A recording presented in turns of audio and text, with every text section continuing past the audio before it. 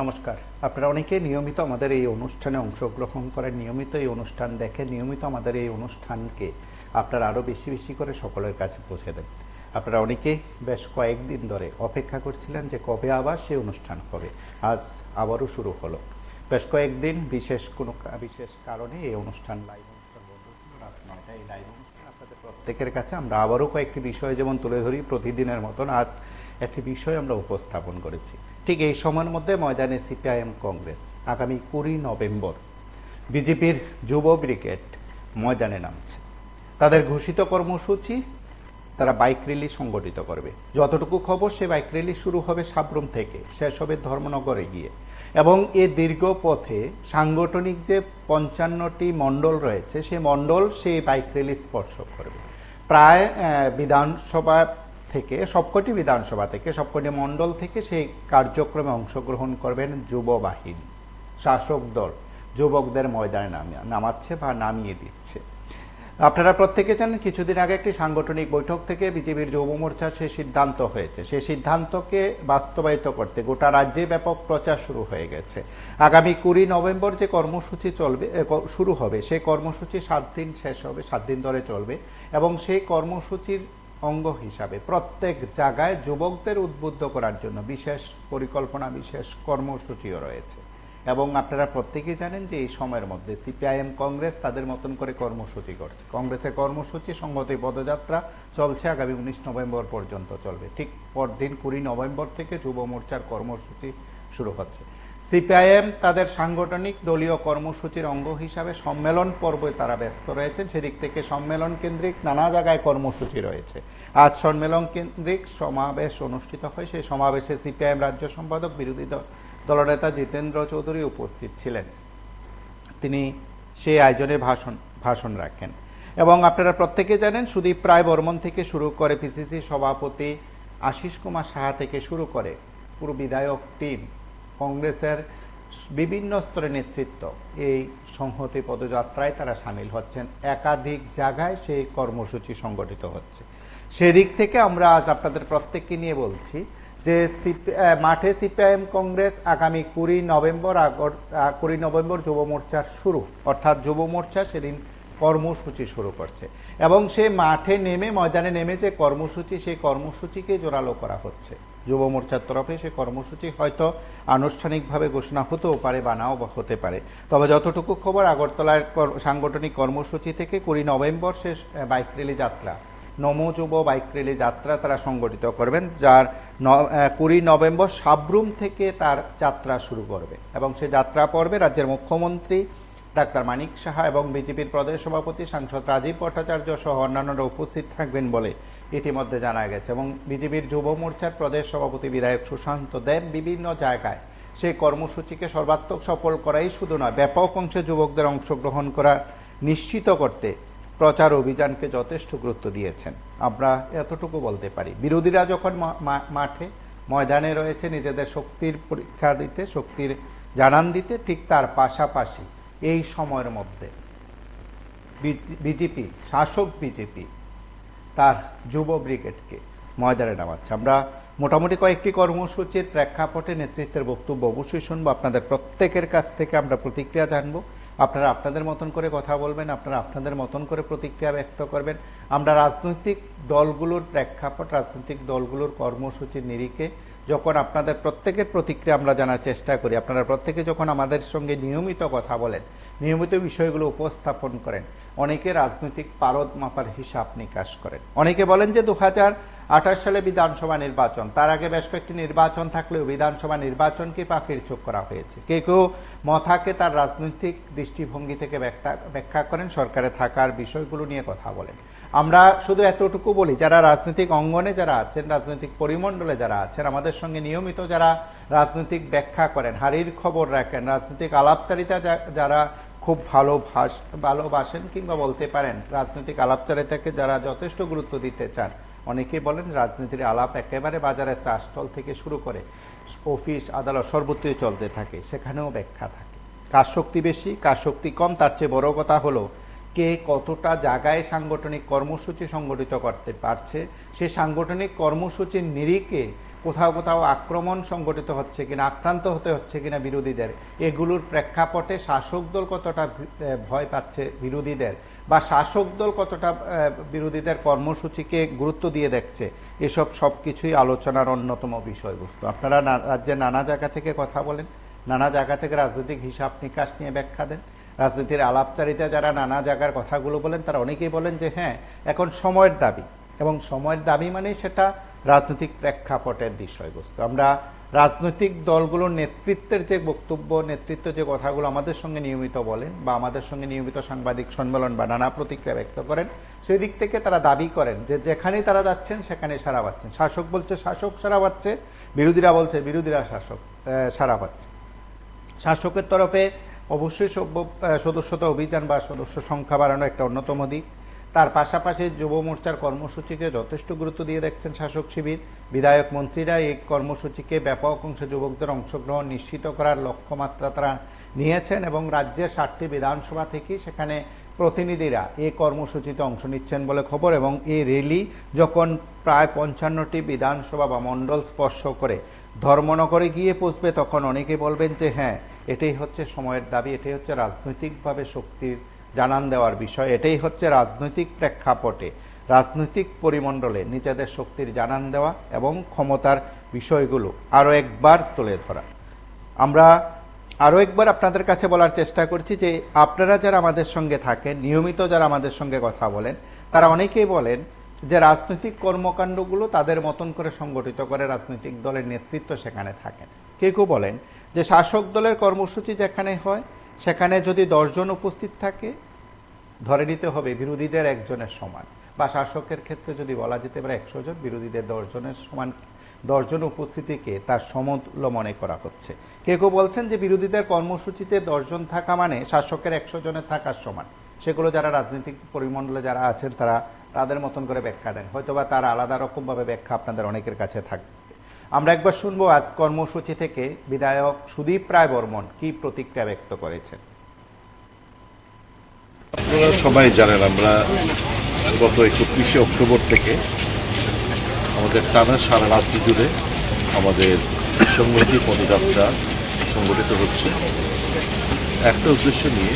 সারা দেশের সাথে ত্রিপুরা যেভাবে বিভেদকামী শক্তি মাথা চড়া দিয়েছে, ধর্মের নামে, বর্ণের নামে, জাতপাতের নামে, ভাষার নামে, আঞ্চলিকতার নামে মানুষের বিরুদ্ধে মানুষকে লড়াই করে দিচ্ছে ভোটের রাজনীতি লাভালাভের জন্য, কংগ্রেস মনে করে এতে দেশ দুর্বল হচ্ছে।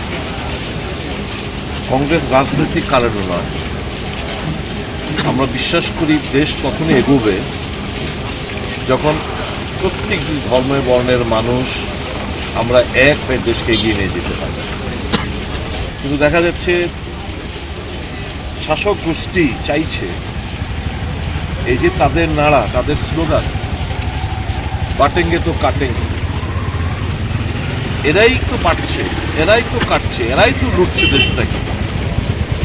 এর বিরুদ্ধে কংগ্রেস ঘরে বসে থাকতে পারে না। যারা আমরা কংগ্রেস সৈনিকরা আছি, আমরা আমাদের দায়িত্ব দেশকে অখণ্ড রাখি, সৌভাতৃত্বের মধ্যে দেশকে এগিয়ে নেওয়া যাওয়া এবং স্বচ্ছ প্রশাসনের একটা জোরালো দাবি মানুষের কাছে নিয়ে যাওয়া। প্রশাসন যা চলছে সারা দেশ জুড়ে, রাজ্যে লুটপাটের রাজত্ব, মুদ্রাস্ফীতি, সাধারণ জিনিসের সাধারণ মানুষের নাগালের বাইরে মূল্যবৃদ্ধি এবং জায়গায় পৌঁছচ্ছে, বেকাররা আছে দিশেহারা, ছাত্র পড়াশোনা লাটে উঠেছে, আমাদের রাজ্যে শিক্ষা ব্যবস্থা, স্বাস্থ্য ব্যবস্থা ভেঙ্গে চুরমার। কোথায় প্রশাসন?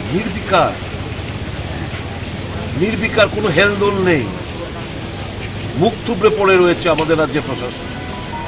দেশের প্রশাসন কিছু মাল্টি মিলিয়নের হাতে তুলে দিয়েছে, গরিব হচ্ছে, কিছু অংশের মানুষ শুধু তাদের দারুণভাবে তাদের ব্যাংক ব্যালেন্স ফিতে হচ্ছে। এটা তো হতে দেওয়া যায় না। এর বিরুদ্ধে আমাদের লড়াই, এর বিরুদ্ধে মানুষকে জাগ্রত করার জন্য আমাদের পদযাত্রা। দেশকে আমরা ভালোবাসি। আসল যারা স্লোগান দেয় রাষ্ট্রবাদী দল বলে আমরা মনে করি তারা রাষ্ট্রবিরোধী দল। তাদের মানসিকতা হচ্ছে মানুষকে লড়িয়ে দেওয়া, লাশের বিনিময়ে, রক্তের বিনিময়ে তারা রাজনীতির ফায়দা লুটে নেওয়া। এর বিরুদ্ধে মানুষকে সোচ্চার হওয়ার জন্য আমরা এই 19 তারিখ পর্যন্ত আমরা আমাদের পদযাত্রা আমরা সংগঠিত করতে চাই। আপনারা শুনলেন সুদীপ রায় বর্মন, বিধায়ক সুদীপ রায় বর্মনের প্রতিক্রিয়া, কি বক্তব্য কর্মসূচিতে অংশগ্রহণ করে তিনি বলেছেন। আপনারা যারা আমাদের সঙ্গে থাকেন, নিয়মিত যারা কথা বলেন, আমাদের সঙ্গে যারা রাজনৈতিক আলাপচারিতা থাকেন, তাদের অনেকের মধ্যে এই প্রশ্নটা থাকে, এই বক্তব্যটা থাকে যে যারা রাজনীতির অঙ্গনে যারা আছেন, কথাগুলো বলছেন, কথাগুলো যারা বলতে চান বা কথাগুলো আমাদের সঙ্গে শেয়ার করতে চান, বিষয়গুলো উত্থাপন করতে চান, তারা অনেকে বলবেন যে হ্যাঁ এটাই সময়। কেউ বলবেন যে এটাই রাজনীতির সময় যেখানে প্রত্যেক দল তাদের মতন করে কথাগুলো বলবেন, তাদের মতন করে কথাগুলো তুলে ধরবেন। আপনারা যারা এই সময়ের মধ্যে আপনারা আমাদের এই অনুষ্ঠানে কথা বলার চেষ্টা করেছেন, আপনাদের কাছে অনুরোধ আরো একবার চেষ্টা করবেন, আরো একবার কথা বলতে চাইবেন, আপনাদের প্রতিক্রিয়া আমরা এই অনুষ্ঠানে তুলে ধরবো। তার আগে সিপিআইএম রাজ্য সম্পাদক জিতেন্দ্র চৌধুরীর বক্তব্য শুনবো। আজ আয়োজনে কি বলছেন তিনি। এ রাজ্যের সরকার নেই এবং এটা কথায় কথায় না যে এই রাজ্যের অর্ধেকের বেশি মানুষ বন্যার জলে ডুবে সর্বশান্ত, সরকার নিরাকার। এ রাজ্যে প্রায় প্রতিদিন নারী নির্যাতন হচ্ছে, খুন খারাপি হচ্ছে, অপরাধী ধরা পড়ছে না, ধরা পড়লেও এরা আইনের ফাঁক গলে তারা বেরিয়ে যাচ্ছে।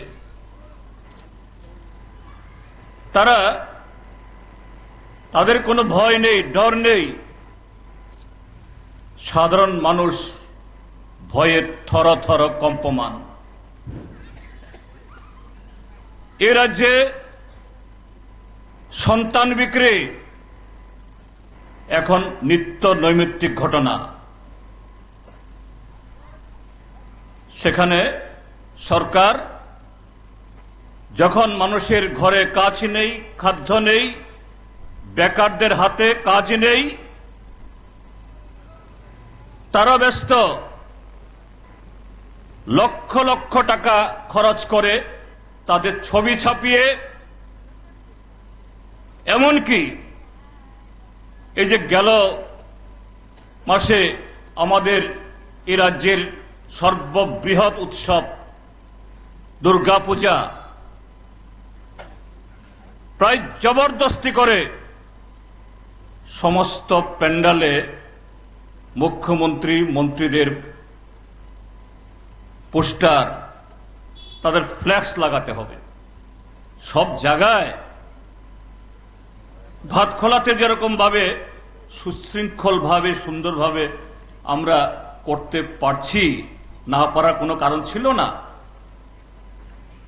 একটা রাজনৈতিক দল হিসেবে অধিকার, আমরা আমাদের পার্টি সম্মেলন করব, আলোচনা করব, যে কোনো দলে করবে।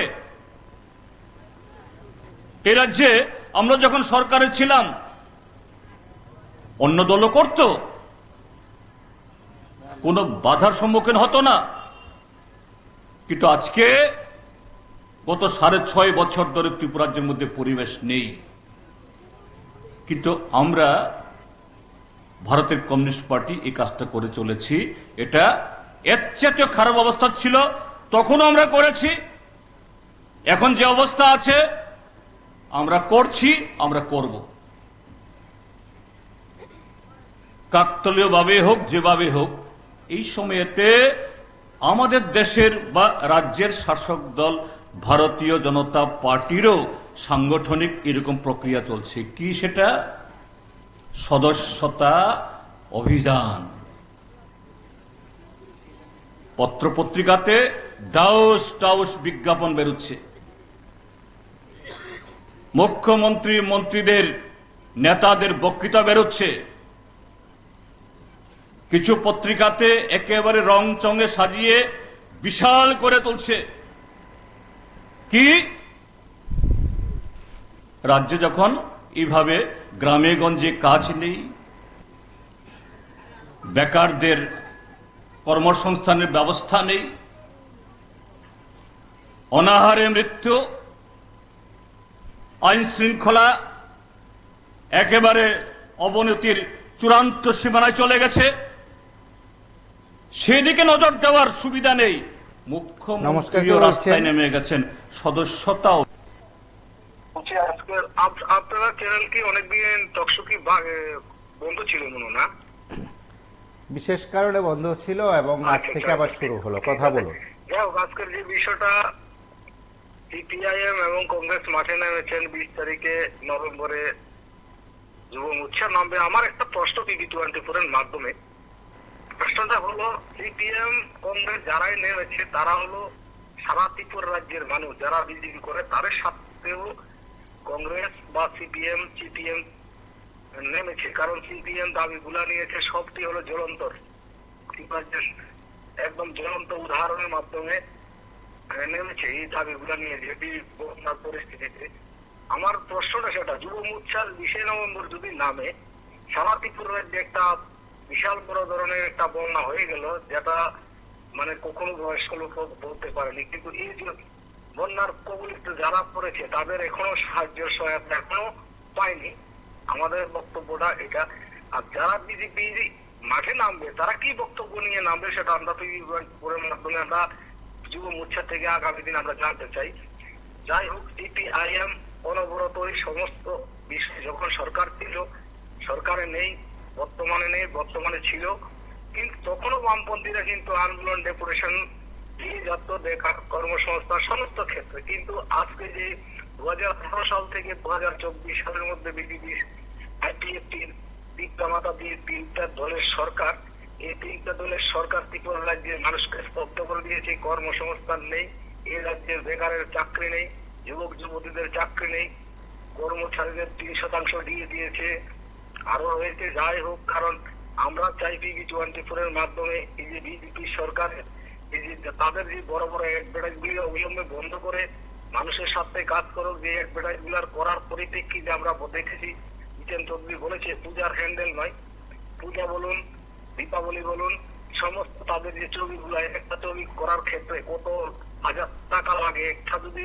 300 টাকা করে আমরা হিসাব করে দেখেছি, কয়েক লক্ষ টাকা লাগে একটা পোস্টার গুলো ছাপিয়েছে। কিন্তু এই যে টাকাগুলা অযথা খরচ না করে জনসাধারণের সাথে যদি খরচটা করতো, তাহলে কিন্তু বেকার কর্মসংস্থান, শ্রমজীবী মানুষ, বেকার শ্রমিক ভাতা পাবক, তাদের একটা সুবিধা হতো। ত্রিপুরা রাজ্যে এই সরকার আসার পর থেকে প্রতিনিয়ত কর্মসংস্থান জব কার্ডের মাধ্যমে যে গ্রামীণ কাজগুলো ছিল সেই কাজগুলো কমে গিয়েছে। এখন তো কাজ নাই বলে চলছে। সারা ত্রিপুরার যে একটা কাজে আছে, আমরা যতটুকু খবর নিয়ে দেখলাম রাজমিস্ত্রি কাজটা, সেই রাজমিস্ত্রি কাজটা আস্তে আস্তে এখন কমে গিয়েছে, যাদের চ্যানেলের মধ্যে কাজ করে যাচ্ছে। তাহলে ত্রিপুরা রাজ্যের যে বেকার যুবক যুবতীরা রয়েছে তারা তো আর কাজ করতে আসলে সাধারণ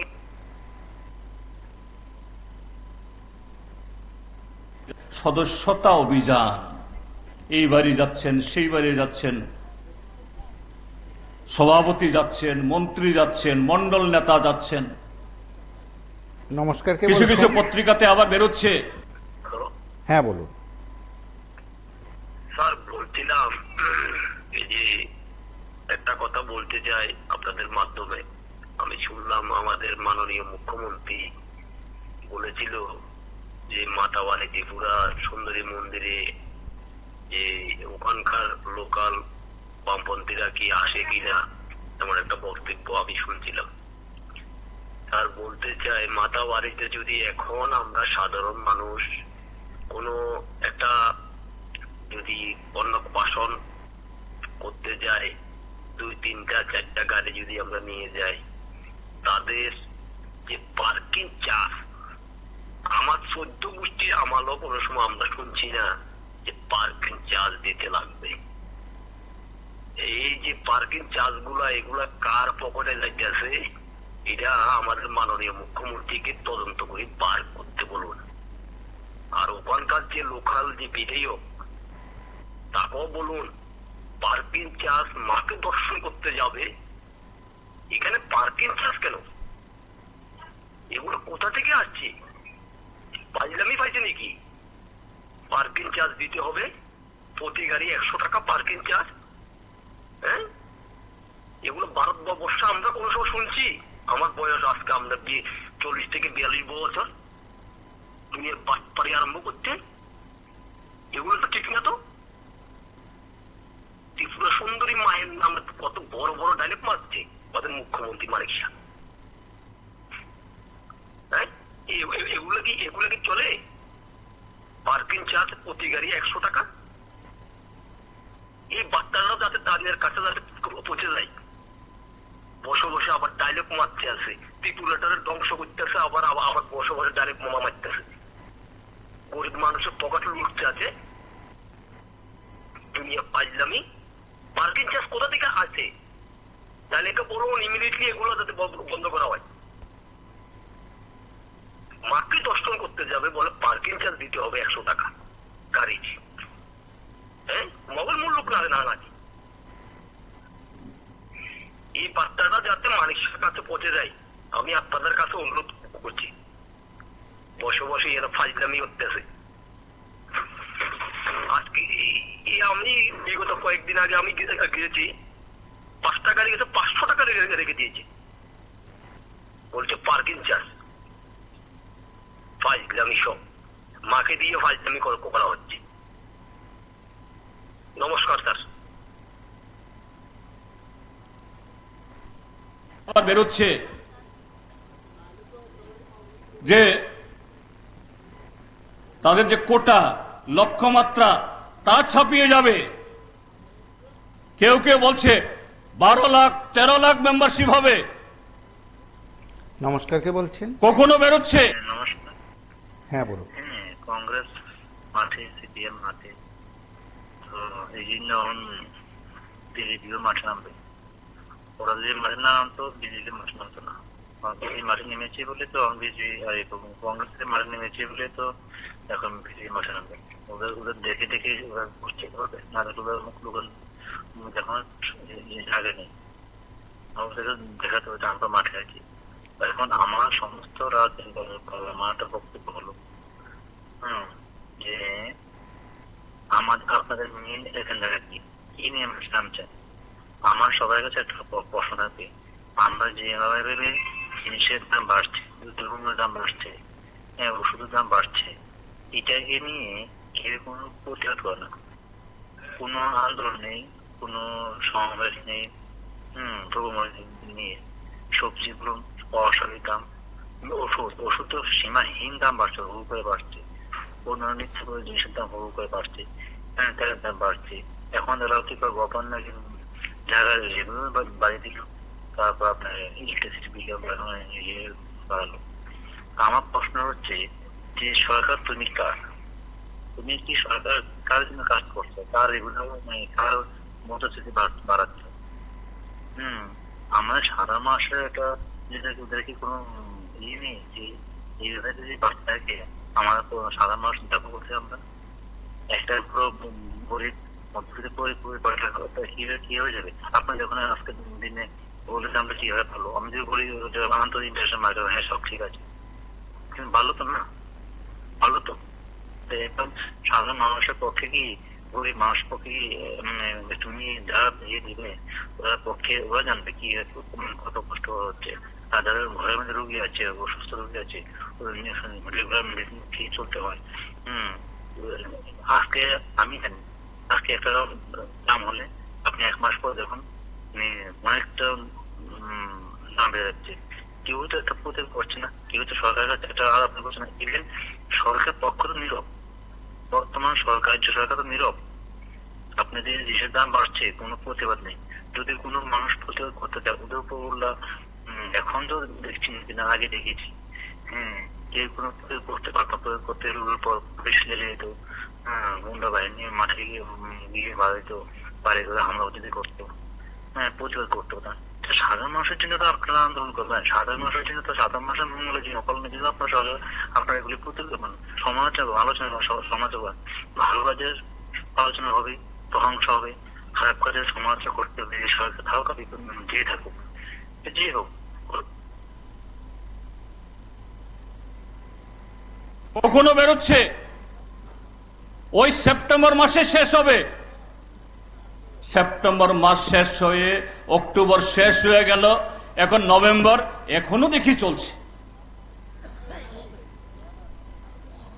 আবার কেউ কেউ কোন নেতা প্রচার করছেন এই সদস্যতা অভিযানে নাকি যে নেতা 50টা না 100টা জানি এরকম যদি মেম্বার করতে পারে তাহলে তিনি সক্রিয় কর্মী হিসাবে, সক্রিয় সদস্য হিসাবে বিবেচিত হবেন। সক্রিয় সদস্য মানে হল এই সক্রিয় বিজেপির নেতা, তার দাম হবে সে সরাসরি মুখ্যমন্ত্রীর সাথে কথা বলতে পারবেন, সরাসরি ওই নেগোসিয়েশন কমিটির মেম্বার হতে পারবেন। তার পক্ষে এই গত 6.5 বছর ধরে সংবিধান বহির্ভূতভাবে এই রাজ্যে যে লুটকাণ্ড চলছে, সে লুটকাণ্ডের শীর্ষে বসতে পারবেন। কাজেই ত্রিপুরাজ্যের মধ্যে যারা এইভাবে চুরি, দাড়ি, ডাকাতি, অনৈতিক পথে নিয়ম কানুন না মেনে যারা এই রাজ্যে বলছেন গত 6.5 বছরে। নমস্কার, আগরতলা থেকে বলছি। ঠিক আছে, টিভি সাউন্ড বন্ধ করে কথা বলুন। দেখুন, আসলে এই বিজেপি সরকার, আমি অনেকদিনই বলেছি, ভারতবর্ষকে শুধু ত্রিপুরা না, ভারতবর্ষকে অন্তত 50 বছর পিছিয়ে নিয়ে যাবে। কারণ আমি আজকেও দেখেছি সুপ্রিম কোর্ট বলতে বাধ্য হয়েছে যে সরকার কি কি কাজ করতে পারেন তাদের জানা দরকার। বুলডোজার, উত্তরপ্রদেশে বুলডোজার চালিয়ে দেয় সরকার।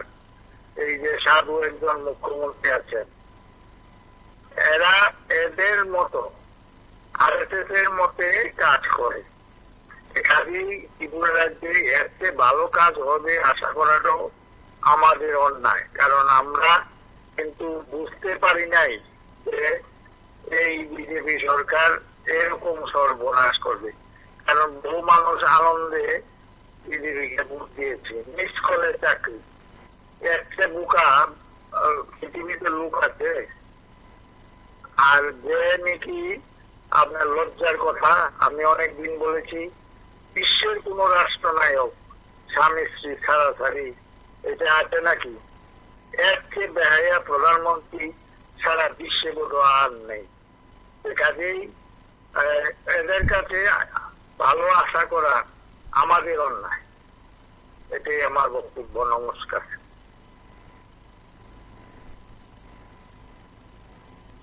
সাড়ে 6 বছরে আঙ্গুল ফুলে কলা গাছ না বট গাছ হয়েছে তাদের পোয়া বারো। সমস্ত অপরাধীরা এখানে মিলিত হচ্ছেন। এই হল ভারতীয় কমিউনিস্ট পার্টি মার্ক্সবাদীর সাথে ভারতীয় জনতা পার্টির মধ্যে ফারাক। তারা বলে আমরা রাষ্ট্রবাদী, তারা দাবি করে আমরা দেশপ্রেমিক, আমরা দেশের সংস্কৃতির ধারক, আমরা এই ভারত রাষ্ট্রকে নমস্কার দাদা, আমি সুনীল কুমার দাস বিমানের পক্ষ থেকে বলছি। হ্যাঁ বলুন।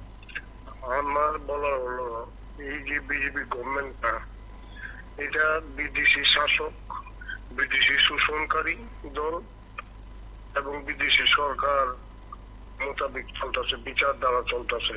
ভারতবর্ষটারে নষ্ট করা, ভারতবর্ষের ধ্বংস করা হইলো এদের মূল উদ্দেশ্য। ভারতবর্ষ মানে কি? ভারতবর্ষের জনসাধারণ যারা মূল নিবাসী তাদেরকে তৃণমূলে শেষ করে দেওয়া হলো এদের এই বিচার দ্বারা।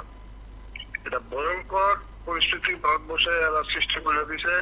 এই আরএসএস যারা যারা দলটা পরিচালনা করে, আর আমরা করে ছেলেরা তো এটা মূর্খ বানায় তারা লোকে সহযোগিতা করার লেগে তারা ডেকে নিচ্ছে। যারা পরিচালনা করতেছে মোহন ভাগবতের মতন লোকেরা, তারা এই দেশটাতে বরবাদ করার এই চিন্তাধারাতে মূল নিবাসে বরবাদ করো, তাদের যে বিচারধারা আছে, তারা যে কাস্ট, তারা যে সমাজ, এই সমস্যাটা শুধু উপরের দিকে নয়, তাদের একমাত্র মূল বিষয় আমরা গোলাম বানানোর পরিস্থিতি। আজকাল দেখেন এই মোদী যে কারণ ওনার জীবনটাই তো এখানেই শেষ, এরপর আর কি জীবন আছে বলেন? আমরা তো বংশ পরাক্রমে জীবন ধারা আছে, আমাদের সন্তান আছে, ভাই আছে, সে আছে, হ্যাঁ। তো আমরা বংশ আছে, ওনার তো জীবন ধারা এখানেই শেষ। ওনারে সুখ দিতেছে, আর ওনার মাধ্যমে যে হারে ভারতবর্ষ অর্থনৈতিক ব্যবস্থাটা চায় মানুষ বরবাদ করে দিতেছে, এই বলে সাবসিডি, এই বলে সেইটা, এই বলে সেইটা কাজ করতেছে, বীজ বাইনা করতেছে, রাস্তা করতেছে, মানে ডুবাই দিতেছে। এই যে একটা ভয়ঙ্কর পরিস্থিতিটা বিদেশি মতলবীরা দেশটারে ভয়ঙ্কর পরিস্থিতি নিতেছে। কাজেই মানুষের বোঝা উচিত, সিপিএমই কোন, কংগ্রেসই কোন বলেন, যাই বলেন, নেতৃত্ব তো যারা এই মূল নিবাসী নেতৃত্ব, তাদের এই বিচারধারাটা কিভাবে রূপন যাক, তাদের যে গান্ধা বিচারধারা, ভারতবর্ষটা দেশটা ধ্বংস করার যে বিচারধারা, এটা রোকার লেগে এইভাবে হবে না, তীব্র আন্দোলন করতে হবে। এবং যারা বিজেপি কর্মীরা তো মূল নিবাসী, তাদের কাছে আগে আমরা যাওয়া দরকার। জনসাধারণ থেকে কর্মীদের কাছে, বিজেপির যে কর্মী আছে, একদম দলমত নির্বিশেষে সমস্ত রাজনৈতিক দল সংগঠন, এরা কাছে যাওয়ার দরকার যে দেখো এরা বিদেশি, এরা দেশটারে সর্বনাশ করতেছে, অতএব তোমরা তার থেকে মুক্তি নো আর শ্রদ্ধালে ফিরে আসো।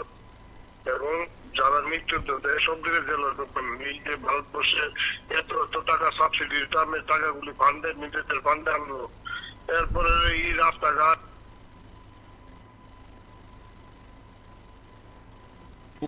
সারা পৃথিবীর বিশ্ব গুরুর আসনে বসাবো, অমৃতকালে ভারতবর্ষকে নিয়ে যাব। কিন্তু বাস্তবে আমরা দেখছি তাদের সেই মুখরোচক প্রচার, বিকশিত ভারত, অমৃতকাল, এই কি বলে, এই সবার জন্য উন্নয়ন, আজকে ত্রিপুরাজ্যের মানুষ আমরা পদে পদে টের পাচ্ছি। কেননা গণতন্ত্র না থাকলে, গণতন্ত্রকে হত্যা করে, গণতন্ত্রের যারা জবাই করে, তারা যাই বলুক, তাদের দ্বারা উন্নয়ন সম্ভব না। আজকে ত্রিপুরাজ্যের মধ্যে এই জনবিরোধী, সংবিধান বিরোধী, উন্নয়ন বিরোধী এই শক্তি এরা আজকে টের পেয়ে যাচ্ছে। এই ত্রিপুরাজ্যের মানুষ আজকে তাদের আর বিশ্বাস করে না। এ রাজ্যের মানুষ তাদের যে প্রতিশ্রুতিকে আমল দেয় না। এই রাজ্যের মধ্যে শান্তিপূর্ণভাবে ভোট হলে, অবাধে মানুষ ভোট করার সুযোগ পেলে, তারা শতকরা 20টা ভোট পাবে না। সেই কারণেই প্রার্থী খুন করতে হয়, সেই কারণে বিরোধী দলের প্রার্থীদেরকে বাধা দিতে হয়, সেই কারণে বিরোধী দলের রাজনৈতিক দলের পার্টি অফিসে আগুন দিতে হয়, জবরদস্তি করে ভেঙে দিতে হয়, মানুষের কথা বলার অধিকার কেড়ে নিতে হয়। কাজেই ত্রিপুরাজ্যের মানুষকে আজকে বুঝতে হবে তারা কারা। আজকে এই রাজ্যের একটা দৈনিক, খুব বেশি দিন হয়নি পত্রিকা বেরোচ্ছে, শাসক দলের খুব গুণ কীর্তন করে পত্রিকাটা, নাম হলো ত্রিপুরা ভবিষ্যৎ। আসনে একেবারে ডানে বামে করে বসছেন। আজকে একটা পত্রিকাতে, তার পত্রিকাতে আজকে সকালে পত্রিকা, সে 88-92 মানে আজ থেকে প্রায় 30 বছর আগে। আমরা মাঝে মধ্যে দেখি ত্রিপুরাজ্যে বর্তমান এ ডক্টর মানিক শাহ সরকারের, তার আমলে যখন আইন শৃঙ্খলার এত অবনতি, অমিত শাহর মন্ত্রক স্বীকার করেছে রাজনৈতিক সংঘর্ষে সারা ভারতবর্ষে এই ত্রিপুরা এখানে শেষ না। ছোট্ট ত্রিপুরাজ্য ড্রাগ, গাঁজা চাষ, গাঁজা পাচার, বা আরো কত মাদক দ্রব্য সারা দেশের মধ্যে। এই ছোট্ট ত্রিপুরা তার জনসংখ্যার তুলনায় সারা ভারতবর্ষের মধ্যে 1 নম্বরে। এনসিআরবি স্বরাষ্ট্র মন্ত্রকের চিত্রে তথ্যে যা দেওয়া যায় এগুলো দিয়েছে, কিন্তু এখানে কি শেষ? এখানে কি এই শ্রেষ্ঠত্ব অর্থাৎ নেতিবাচক দিক থেকে এখানে কি শেষ? বেকারত্বে centre for monitoring of Indian economy ভারতবর্ষের অর্থনীতির বিশ্লেষণ করে সারা পৃথিবী মোদী সরকারের তার যে নীতি আয়োগের তথ্য ভারত পৃথিবীর আন্তর্জাতিক স্তরে কোন ইনস্টিটিউশন, কোন সংস্থা বিশ্বাস করে না। কি রাষ্ট্রসংঘ, কি ওয়ার্ল্ড ব্যাংক, কি IMF, কি ILO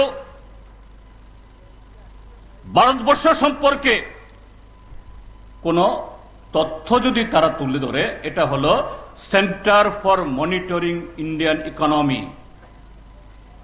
সেই তথ্যের ভিত্তিতে এই ভারতবর্ষের অর্থনীতি তারা বিচার করে। তারা বলছে রাজ্যভিত্তিক, রাজ্যওয়ারি হিসাবে হরিয়ানা এটাও আর এক বিজেপি শাসিত রাজ্য, আর ত্রিপুরা একটা 19 হলে আর একটা 20, ত্রিপুরা 20 হলে হরিয়ানা 19, আর হরিয়ানা 19 হলে ত্রিপুরা 20। কেন হবে না? কেন হবে না? 18 বিধানসভার আগে তারা বলেছে বামফ্রন্ট সরকার নাকি শুধু ইন্টারভিউই নেয়, তারা অফার ছাড়ে না, বেকারদেরকে হয়রানি করে। এখনো তাদের সে ভিডিও আসাম থেকে, আসামের তৎকালীন অর্থমন্ত্রী, এখন আসামের মুখ্যমন্ত্রী হিমন্ত বিশ্ব শর্মা, তার বহু বক্তৃতা এখনো সোশ্যাল মিডিয়াতে জীবন্ত আছে। কি বলেছে? ওই কি নাম জানি, তার নাম মহারাষ্ট্রের, আরে মিসকল বাবা, সুনীল দেওদের কথা বাদ দিলাম, সে তো কোনো মন্ত্রীও না, MLA-ও না। কি বলেছে? যদি ত্রিপুরার যে বিজেপি সরকার হয়, প্রথম মন্ত্রিসভাতে 50,000 পদ পূরণের জন্য উদ্যোগ নেওয়া হবে। তার পরবর্তী 4 বছরে আরো 6.5 লাখ, 7 লাখ চাকরি হবে। বামফ্রন্ট সরকারের বিরুদ্ধে অভিযোগ 50,000 শূন্য পদ পূরণ করেনি। আজকে রিপোর্ট কি বের হচ্ছে? তথ্য জানার অধিকার, রাইট টু ইনফরমেশন। আমিও অনেক দরখাস্ত করেছি, তথ্য জানার অধিকার, তথ্য দেয় না, এটা একটা অপরাধ। আইন যারা মানে না সর্বক্ষেত্রে অপরাধ করে। কদিন আগে আমাদের এক পত্রিকা, ত্রিপুরাজ্যের এক পত্রিকা তারা প্রকাশ করেছে, বা পার্ট টাইম ইত্যাদি ইত্যাদি সব মিলিয়ে যতজন চাকরি করত, আজকের দিনে দাঁড়িয়ে এটা 56,000 কম। তার মানে এটা কি? কোথায় সেই 50,000? বরঞ্চ তখন যারা চাকরি করতেন তাদের 56,000 চেয়ার আজকে খালি। এই রাজ্যের মধ্যে গত 6.5 বছরে কত ইঞ্জিনিয়ার বেরিয়েছে, ডাক্তার বেরিয়েছে, MA পাস, BA পাস, এই সংখ্যা তো অগন্তি। তার ব্যবস্থা করেছে? করেনি। তাহলে কি করতে হবে? এই যুবকরা চাকরি চাইবে, শান্তিপূর্ণ অবস্থা, গণতান্ত্রিক অবস্থা, এই বাতাবরণ থাকলে তারা রাস্তায় নামবে, সরকারকে তার প্রতিশ্রুতি পালন করার জন্য জবাবদিহি করবে। কাজেই রাজ্যে বিশৃঙ্খলা জারি রাখো, যুবকদের মগজ ধোলাই করো, তাদেরকে নেশা ভাঙ এই জাতীয় কার্যে লিপ্ত করো। আজকে ত্রিপুরা রাজ্য নেশার সাগরে ভাসবার পেছনে মূল কারণ এটা এমনি এমনিতেই না, সরকারেই এ রাজ্যের মধ্যে ড্রাগ পাচার, ড্রাগ চাষ, ড্রাগ জাতীয় অপরাধ এগুলাকে উৎসাহিত করে, প্রশাসনকে পঙ্গু করে দেখে। আজকে এই ত্রিপুরা রাজ্যকে একটা অপরাধের জগৎ। এরা দুর্গাপূজায় কার্নিভাল করে, আসলে ত্রিপুরা রাজ্য হলো এখন অপরাধের কার্নিভাল, বেকারত্বের কার্নিভাল, নারী নির্যাতনের কার্নিভাল, সমস্ত ধরনের অধঃপতনের কার্নিভাল চলছে ত্রিপুরা রাজ্যের মধ্যে। এবং এটাকে ধরে রাখার জন্যই এদের দরকার বড় ধরনের দাঙ্গা লাগানো না গেলেও, এ রাজ্যের মধ্যে সেরকম অবস্থা তৈরি না করতে পারলেও ছোটখাটো এরকম ভাবে বিভিন্ন অংশের মানুষের মধ্যে বিরোধ লাগাও। এই চক্রান্তেরই ফসল হলো গত 12ই জুলাই গন্ডাছড়াতে, গন্ডা তুইসাতে ট্রাইবেল নন ট্রাইবেলের মধ্যে সেখানে প্রশাসন দাঁড়িয়ে থেকে 165টা পরিবারকে সর্বশান্ত করে দিল, একটা অপরাধী ধরা পড়ে না। তারপরের মাসেই 25শে জানুয়ারি, 25শে আগস্ট পশ্চিম ত্রিপুরা জেলায়, পশ্চিম ত্রিপুরার জেলা পুলিশ আধিকারিক এসপি, জেলার এডিশনাল ডিএম এবং মানুষের অভিযোগ একজন মন্ত্রী তার উপস্থিতিতে 14টা সংখ্যালঘু অংশের মানুষের সমস্ত সম্পত্তি ধ্বংস করে দিল। সেই ক্ষত ফুরোতে না ফুরোতেই গত 6 এবং 7 অক্টোবর দুর্গাপূজার ঠিক আগে কদমতলা বাজার সারখার হয়ে গেল। এরপরে গত 15ই অক্টোবর পানিসাগরের পেকুছড়া। এগুলি সরকারের প্রজেক্ট। আমরা প্রজেক্ট বলতে আগে বুঝি রেগা প্রজেক্ট, রাবার প্রজেক্ট, সেচের প্রজেক্ট, রাস্তার প্রজেক্ট, আর আজকে হলো দাঙ্গার প্রজেক্ট, বিভাজনের প্রজেক্ট, খুনের প্রজেক্ট, রক্তের প্রজেক্ট। এই হলো বিজেপি। গণতন্ত্র না থাকলে সদস্যতা অভিযান করতে পারে। আমাদের তো আজকে এখানে সিপিএম এর লোকাল সম্মেলন হয়েছে। সারাক্ষণ আলোচনা করার পর সর্বশেষে এটা নির্বাচনে যেরকম ভাবে প্রার্থী দাঁড় করানো হয়, প্রার্থী দাঁড় করানো হয়েছে। এতজন তাদের নতুন লোকাল কমিটি হওয়ার পর আবার তারা বসে ঠিক করেছে আগামী 3 বছরের জন্য কাকে লোকাল সেক্রেটারি করা হবে। আবার সবাই বলেছেন আমরা সুবীর ত্রিপুরাকে লোকাল সেক্রেটারি করতে হবে। এটাই গণতন্ত্র। কিন্তু আজকে বিজেপি দলে সে গণতন্ত্র নেই। সেই কারণে গণতন্ত্র যেখানে থাকে না, এখানে আইনের শাসন, সংবিধানের নিয়ম, মানুষের অধিকার সবকিছু ভুলুণ্ঠিত হয়।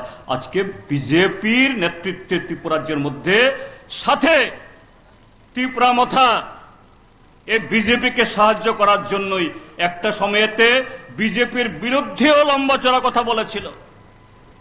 গ্রেটার ত্রিপুরাল্যান্ড ছাড়া আর কোন দাবি নাই। আজকে কোথায় গ্রেটার ত্রিপুরাল্যান্ড? গত মার্চ মাসের 2 তারিখে দিল্লিতে একটা চুক্তি করে আসলো। এই চুক্তিতে লোকসভাতে ত্রিপুরা মথার পরিবারের সদস্য একটা লোকসভা কেন্দ্রের প্রার্থী, কিন্তু ত্রিপুরা মথার লোক চিহ্ন হলো বিজেপি। কেমন ধরনের চুক্তি? মানুষকে বোঝানো হলো 6 মাসের মধ্যে ত্রিপুরা মথার যে দাবি পূরণ হবে। ত্রিপুরা মথার দাবি কি গ্রেটার ত্রিপুরাল্যান্ড? ত্রিপুরা মথার দাবি তো গ্রেটার ত্রিপুরাল্যান্ড। তাহলে এই সময়ের মধ্যে রাজনৈতিক দলগুলো যে কর্মকাণ্ড সংগঠিত করছেন তাতে অবশ্যই বলা যেতে পারে তারও পারদ মাপছেন। রাজনৈতিক দলগুলোর কর্মসূচি থেকে মানুষের উপস্থিতি হিসাব নিকাশ করা হয়। সেদিক থেকে সিপিএম বলুন, কংগ্রেস বলুন কিংবা বিজেপি বলুন, সবাই সবার মতন করে ময়দানে রয়েছে, ময়দানে থাকতে চায়। আপনারা প্রত্যেক দিন যেভাবে এই অনুষ্ঠানে অংশগ্রহণ করতেন ঠিক আগামী দিনও করবেন, নিয়মিত এই অনুষ্ঠানে কথা বলবেন। আপনারাও আপনাদের মতন করে রাজনৈতিক দলগুলো যে পারদ মাপা তার প্রত্যক্ষ সাক্ষী হয়েও প্রতিক্রিয়া ব্যক্ত করবেন এই অনুষ্ঠানে। আজ এ পর্যন্তই। নমস্কার, শুভরাত্রি।